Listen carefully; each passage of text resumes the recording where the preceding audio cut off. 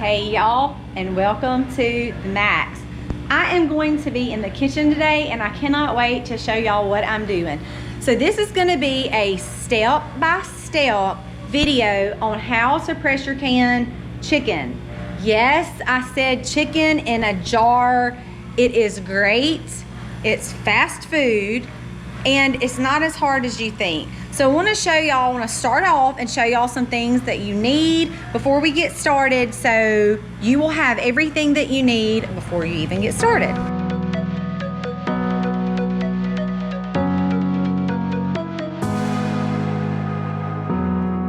First thing first is chicken. Now here's what I've done.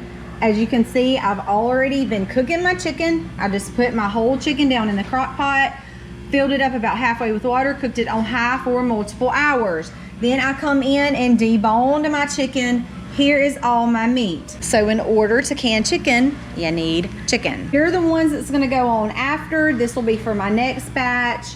Okay, pressure canner. I have an all-American pressure canner. Here's my weight. In order to pressure can, you need some type of canner that will have a locking mechanism on it to withstand pressure. I also highly recommend using a pressure canner that has a gauge. That is the safe thing to do, so you can watch your pressure. Inside, you will find a rack. This keeps your jars from being on direct heat in your pressure canner. Also have a huge, very hot, big pot that has 7-quart jars. Now these have already sterilized, so you need sterile jars. This pot is going to be for canning lids. I highly recommend that you make sure that you are getting products that are made within the USA, and I use mostly All Ball brand. When things are tough, you want to find canning lids made in the US. That's important. This pot is going to go, and we can go ahead and already put some over in there. This is going to go on medium heat. You do not want it bubbling, but you want it hot. So we're gonna go ahead and turn this on low, medium to get these lids hot. And you will also need rings. Lids, it's not recommended to reuse these lids. So once it is sealed, there is an impression that goes in that rubber gasket, and I would not advise to use that again. That is just a general rule of thumb that these rubber gaskets, I'm going to show y'all right here, once that indentation is in there, it's probably not gonna get that good seal again. There are lids out there that are considered reusable. You can purchase those. I am in the process of purchasing those. These are not recommended to use. Lids that screw on can be reused if there are no rust, no nicks, and etc. You can reuse those for your cans. In funnel, you need that, and I will show you why in a little while. You also need a magnetic dipper so that you don't burn your hands when you're getting your lids, and a debubbler. Put down in your jars. If there's any air bubbles trapped, you'll have to get those out. And you'll also need something to pick up these very, very, very hot jars with. And for your information, this goes on the jars and not this metal part. Vinegar. When you are emptying your food items into your jar, you want to wipe the top of every jar with vinegar to make sure nothing has been left on the top, so that there is nothing between this seal and your glass jar. That is very important. So you will also need vinegar.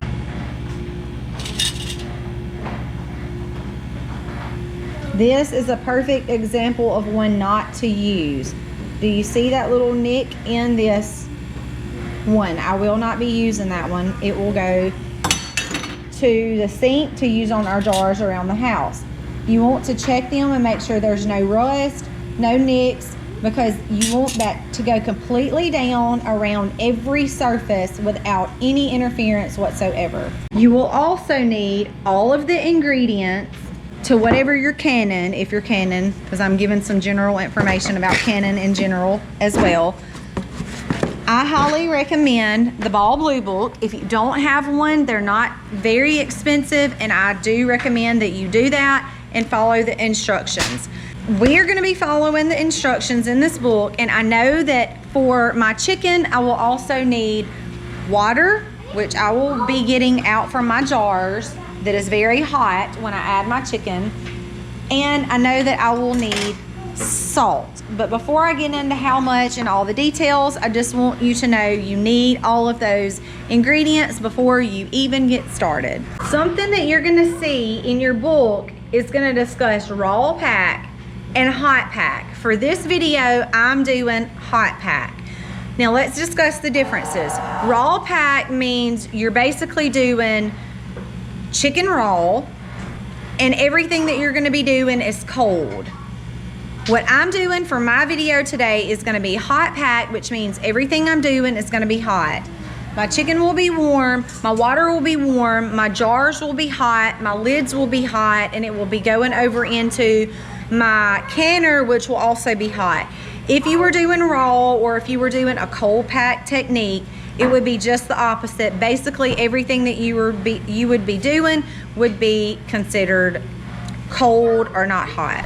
One of the other things that you need to do before you start canning is check your canner. This is your vent right here, and you always need to look through your vent and make sure that you can see through it, because this is the way that pressure is relieved. You don't want this clogged up for any reason, because then you've got way too much pressure building in your pot. Once you know your vent is fully cleared and you have all your jars in here, we're going to go over this a little bit more in detail in just a minute.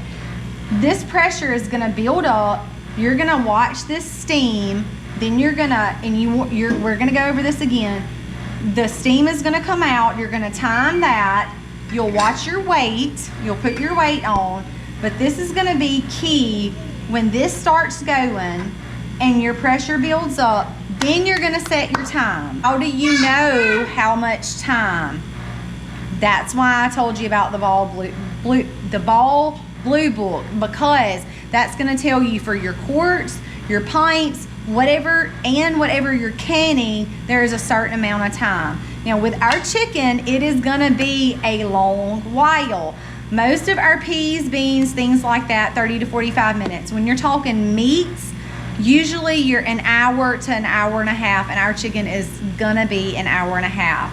Once you get this jiggling, and we're gonna go through those steps, then that's when you're gonna wanna set your timer, and we'll do that step by step in just a few minutes. So I'm gonna mention to y'all while I'm deboning my chicken, the raw pack versus the hot pack. Your chicken is already cooked, and when I say mine is falling off the bone, it's literally falling off the bone, and I feel like I'm not wasting any meat. Trying to cut raw meat off can be a little complicated. So for me, you say, well, I'm saving time. For me, it would be much more time consuming trying to cut meat off versus it's literally, I can just take this whole breast and just pick it up and peel it off. That's what I consider to be the easier way. Again, the option is yours because the book says so. But for me, this is just an easier way for myself. There's no wrong way. But it also, I really like the process of hot packing, so that's why I do that. All right, guys, I'm not going to take y'all through every single jar, but I want to show you step by step with one jar. And when I get my whole pressure canner full, we'll pick up with where to go from there. So I showed y'all earlier that my jars were sterilized in the back and they are super hot. So you're gonna wanna use your jar picker upper. I don't know what it's called, but we're gonna call it a jar picker upper. And you're gonna get your jar out, very, very carefully empty your water. And I have put my clean towel over here. Now this is something that is not in the Ball Blue Book, but I want to go ahead and season my chicken. So I have some pink Himalayan salt, and I have 1 teaspoon that I'm going to put in the bottom of pink Himalayan salt. Now I want to start packing my jar with chicken. This is important for the fact of I don't want anything to get on this outer lid. Even if it does, it's okay, we're gonna clean it off. Anything on this top, so I'm just gonna put that up there. Now I'm going to start packing my jars, and people will tell you different things about packing your jars. I shake mine down until everything is at the bottom. It's not tightly packed, but it's not loosely packed either. So once all my chicken gets in there, it looks like I have no more room, but I'm just gonna take it and tap it down, and I have plenty more room. So then I'll just repeat that process until I get 1 inch from the top, which is about where I'm at with that last piece. So now what I want to do is I have a clean jar of water, and I am going to fill this up to that 1 inch headspace, which is right at that rim. Debubbler, because if there's air trapped in there, it's gonna make your water level go down. So you're gonna wanna push around in there and wiggle any extra air out. And I'm gonna add a little bit of water because it did make it go down some until I get to that 1 inch headspace. Now there are actually tools that you can stick on the side of your jar that will actually measure exactly where you're at. I'm gonna eyeball it because I've done this for so long, and I know that it's right at that ring, so that's where we're gonna leave it at. Some people use a wet rag. I like to use vinegar. This is why. Take a really close look at this right here. You don't want that on your jar. So your next step is to take a wet rag, or I use vinegar, and clean around this top to make sure there is nothing on the top. Now you need a lid. I'm going to get my handy dandy little lid and a ring. Here's my wide mouth. So I'm gonna put this on to snug. You don't want it too tight, but you don't want it too loose either. So I'm gonna put it on until you spin and the whole jar starts moving. Drop that down. You've done a whole jar. I wanna show you something. I put my chicken in there, added my water, and I was like, I have too much chicken, so what do? You take that chicken out. If you get above your 1 inch headspace, you wanna take it out. You don't want too much in there, so make sure you take that out. So that's what I'm gonna do.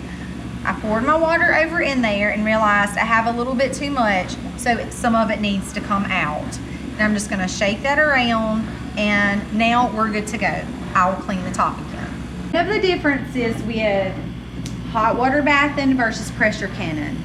My pressure canner does not call for my jars to be covered with water. All of the things of hot water bath, what is the golden rule? Make sure you have at least 1 inch or 2 of water over your jars. With my pressure canner, that is not the case. Speaking on pressure canner, knowing your manual instructions for your specific canner, mine is an All-American, brands may vary. I don't have any other brands, so I can't speak on those. With the All-American pressure canner, all you need is 2 or 3 inches in the bottom. The water will not cover your jars. One thing I need to mention about your jars. Now, I already have a pot that's hot. I have more chicken left. You do not want to take a jar that is room temperature or cold and drop it down in that hot water. You will have a very broken jar if you do that. So what am I going to do? I'm going to run some really hot water in my sink, put these in the sink, and let them warm up before I put them over in my jar. We are also full. So let's go on to our next step of what we need to do with the pressure canner. All of our jars are in. So my next step was to get my lid on. You need to follow your instructions for your canner of how to securely get your lid on. So my lid is on. Our very next step is we want to watch for the steam.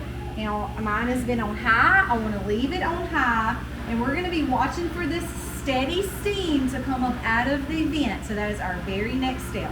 I have a steam that you cannot see, but I can feel with my hand.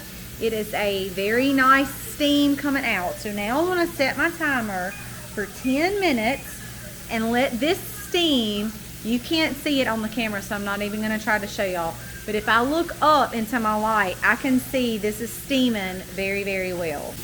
Next step, our timer is going off in 7, 6, 5, 4, 3, 2, 1. My steam is steaming tremendously. Now this is what my weight looks like, and my weight has 10 at the bottom. So what I'm gonna wanna do is come on my vent, and I'm dropping that weight on. Dropping that weight on. Now my next step is to wait until that starts jiggling. My pressure is gonna build up to 10 on my gauge. I'll be watching my gauge, and this will start jiggling. We have a jiggle, so we're jiggling for hot packed chicken, not raw, hot packed chicken. It's still for quarts, an hour and a half. So I'm setting my timer now for 1 hour and a half from jiggle. So you don't start your timer in your process whatsoever until your weight is jiggling. Now I'm watching my pressure, and I will be in the kitchen, because this is not something that you want to say, I've got my weight set, I've got my timer set, I'm gonna go do such and such. That is a no-no. Now I have learned on my stove and with my pressure canner, when I have this on high, I'm at 10 now, but if I leave this on high, my pressure is gonna keep creeping up. So I've learned on my stove, I have to go ahead and turn mine down. So that's what I actually just did, because I'm at my 10 and I don't want my gauge to fall below 10 or above 10. So now that I have it pressured up, I'm gonna turn it down just a little bit so my pressure stays at 10. If you can see, I'm a little above 10. So what I'm gonna do is turn my heat source down just a little bit more. That's what you want to watch. You want to watch your pressure. It's only been like 12 minutes, but I'm a little too hot because my pressure is a little high. So I'm just turning that down just a little bit to get that back down to 10. My timer has gone up. Kill the heat. You see, I'm right under 10 pounds of pressure. And I need to let this get all the way to 0. So when your time is up, hour and a half on chicken in quart jars, turn your heat off, and you want to watch your gauge go all the way down to 0. As fast as this seems on camera, it does take some time. We are down to about 7 on our pressure. And it's been about 15 minutes, so it does take a little bit of time. I'll just keep an eye on that. You do not want to mess with the weight at all until you get all the way down to 0. We are to 0. So now I'm going to reach over here and get a towel because I don't want to touch this while it's hot. And now we will take the weight off and let that finish steaming out. You can hear it. I want to let that completely steam out. That air that I can feel right here, I'm letting all of that blow off. Before I want to take this lid off, I want all of the pressure out. Our jars are ready to come out now, and I'm going to open mine up because that's what I'm supposed to do, the same way that I twisted these down.